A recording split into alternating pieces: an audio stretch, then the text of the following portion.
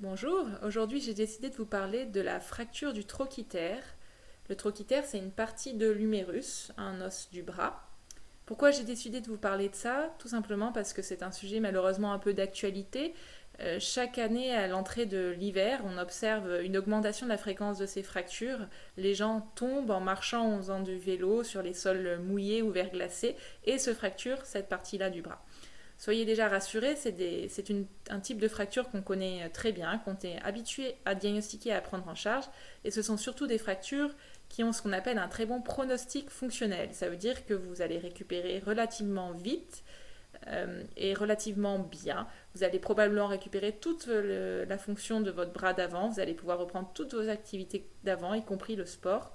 Il va seulement falloir être patient quelques semaines, tout au plus quelques mois. Le but de cette vidéo, c'est déjà de vous rassurer sur cette fracture et puis de vous donner quelques réponses aux questions les plus fréquentes que se posent donc les patients que je prends en charge en tant que kinésithérapeute. Et pour élaborer cette vidéo, je me base donc sur mon expérience de kiné, mais aussi sur la consultation de la littérature scientifique à jour consacrée à la prise en charge de cette pathologie. Alors la première question que se posent souvent les gens, c'est voilà, j'ai une fracture déplacée, non déplacée, qu'est-ce que ça veut dire et quelles en sont les conséquences? Alors donc déjà effectivement il existe des fractures déplacées ou non déplacées selon en fait les deux parties de l'os qui sont cassées, est-ce qu'elles sont beaucoup séparées, beaucoup espacées ou non? Si elles le sont beaucoup, on parle d'une fracture déplacée. Et dans ce cas-là, ce sont des fractures qui sont considérées comme étant un petit peu plus graves et qui peuvent mettre un peu plus de temps à consolider. Il n'empêche, ces fractures-là aussi restent de très bons pronostics et vous allez aussi bien récupérer. Si vous avez une fracture sans déplacement, c'est encore une fracture qui est moins grave et qui a encore plus de chances de consolider vite et bien. Dans tous les cas, le contenu de cette vidéo s'applique aux deux types de fractures. Autre question assez fréquente, c'est est-ce que c'est normal que j'ai encore des douleurs, que j'ai encore mal plusieurs jours ou plusieurs semaines après m'être fracturé l'humérus? Alors c'est effectivement quelque chose qu'on observe fréquemment. Les douleurs peuvent durer plusieurs jours, plusieurs semaines, sans que ce soit inquiétant pour autant. Ce n'est pas parce que vous avez mal qu'il y a vraiment un problème, qu'il y a quelque chose à faire absolument dessus ou que ça veut dire que vous allez mettre longtemps à récupérer. Pas du tout. Si vous avez des douleurs, il faut en parler bien sûr avec votre médecin, avec votre kiné pour trouver un traitement adapté si elles sont vraiment gênantes dans la vie de tous les jours. Et donc vous pouvez prendre des médicaments antalgiques, faire attention à la façon dont vous vous tenez. Il y a différentes choses que vous pouvez mettre en place. Autre question, c'est quel est le temps de guérison d'une fracture du trochiter? Alors déjà, il faut savoir que vous en avez au moins pour 6 semaines, donc un mois et demi, pour que votre os consolide. Et ça, quoi que vous fassiez, quels que soient les médicaments que vous preniez, quelle que soit la rééducation que vous fassiez, quels que soient les compléments alimentaires que vous preniez, peu importe, c'est un délai qui est vraiment incompressible. Les os, on sait qu'il leur faut au moins en général un mois et demi pour consolider. Donc pendant un mois et demi, vous allez beaucoup moins utiliser votre bras, vous allez suivre les recommandations que vous ont données les professionnels de santé qui ont vu votre radio. Donc en général, on va vous prescrire un coude au corps, et donc il y a une sorte d'attelle qui mobilise l'épaule, et puis on va vous dire de l'enlever uniquement pour faire votre toilette ou avec votre kiné ou pour faire quelques exercices que votre kiné vous aura montré. Et puis progressivement, soit au bout d'un mois et demi, soit des fois au bout juste de quelques semaines, on va vous dire et on va vous conseiller de vous séparer petit à petit de la telle, toujours sous la supervision d'un professionnel de santé ou en tout cas de quelqu'un d'expérimenté pour prendre en charge ce type de fracture. Donc il y a vraiment un délai incompressible de 6 semaines pour consolider, et à partir du moment où vous avez consolidé et où une radio de contrôle stipule que oui, vous avez bien consolidé, là vous allez pouvoir réutiliser de plus en plus le bras, mais on ne peut pas parler de guérison complète avant quand même 2 mois, 3 mois, 4 mois, 6 mois selon ce qu'on considère comme une guérison complète. En général, vous allez pouvoir reprendre la voiture entre 2 mois et 4 mois, on va dire, après la fracture du trochiter. Vous allez pouvoir reprendre par contre, par exemple, écrire sur l'ordinateur ou manger plus rapidement au bout de 1 mois et demi, 2 mois. Vous allez pouvoir aussi vous recoiffer en hauteur en général au bout de 2 ou 3 mois. Et puis tout ce qui est reprise du sport, des sports sollicitants comme le handball ou le tennis pour l'épaule, il va falloir attendre un petit peu plus longtemps, 4, 5, 6 mois. Ce sont des délais généraux qui sont bien sûr à individualiser en fonction de la gravité de votre fracture, de vos antécédents sur cette épaule, de votre niveau d'activité physique habituel, etc. Et encore une fois, les mieux placés pour discuter de ça avec vous personnellement, ce sont les professionnels de santé qui vous suivent et qui ont accès à votre dossier. Alors, quel est le temps de consolidation après une fracture trochitaire? Ça, bien sûr, on l'a dit, hein, c'est donc ce délai incompressible d'1 mois et demi. Quel est le traitement d'une fracture du trochitaire? Donc en général, vous allez devoir porter cette attelle. Vraiment suivez les recommandations de votre professionnel de santé. Si vous trouvez que le port de l'attelle est trop contraignant, ou au contraire si vous êtes inquiet parce on vous a donné des consignes un peu trop laxistes par rapport à ça, parlez-en encore une fois avec vos professionnels pour savoir pourquoi ils pensent que c'est ça qui est le mieux adapté pour vous. Faites en sorte de bien positionner l'attelle pour pas qu'elle ne vous tire sur le cou. Là, pareil, c'est votre kiné qui va pouvoir vous montrer comment bien la mettre.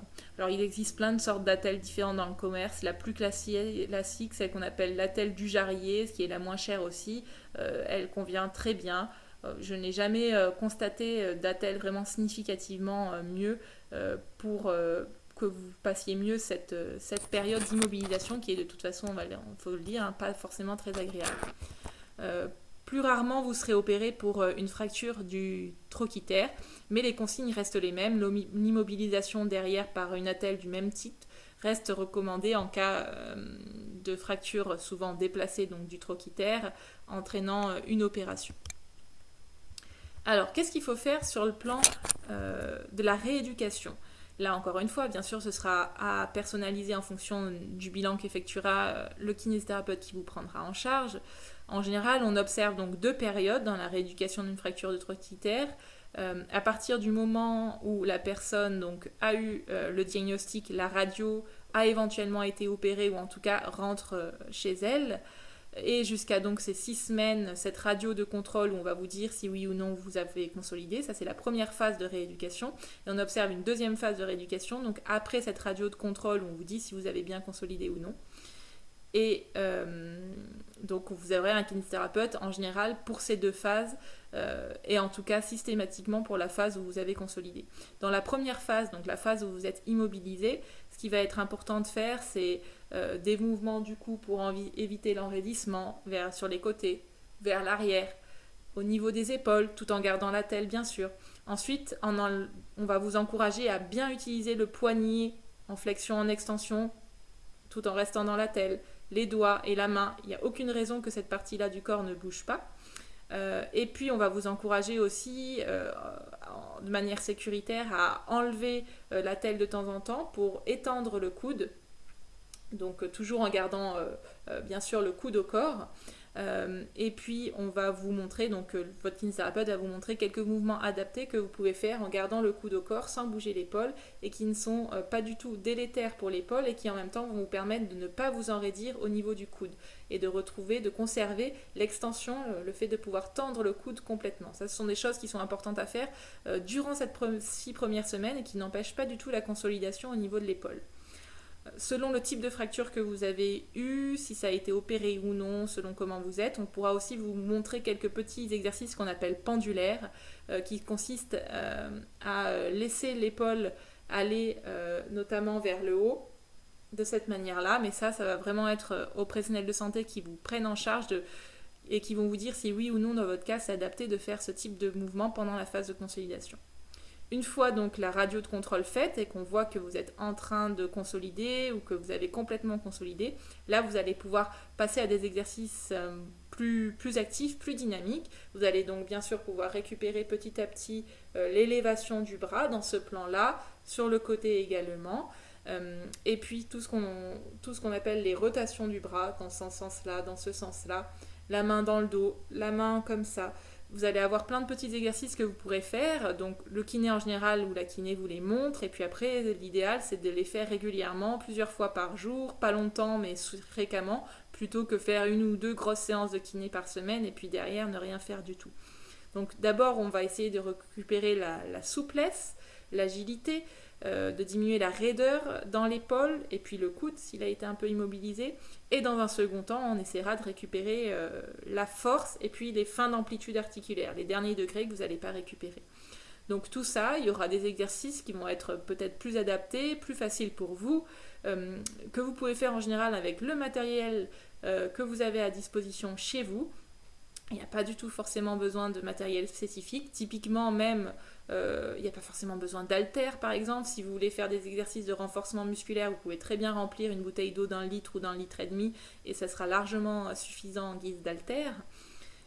Et puis voilà, vos kinés seront habitués à vous montrer plein de petits exercices faciles à mettre en place chez vous pour vous accompagner durant ces dernières semaines de rééducation. Voilà, en gros, j'ai fait le tour des questions que se posent le plus souvent les gens donc après une fracture du trochiter. S'il vous reste des questions, n'hésitez pas à les laisser en commentaire et si je peux y répondre, j'y répondrai avec plaisir.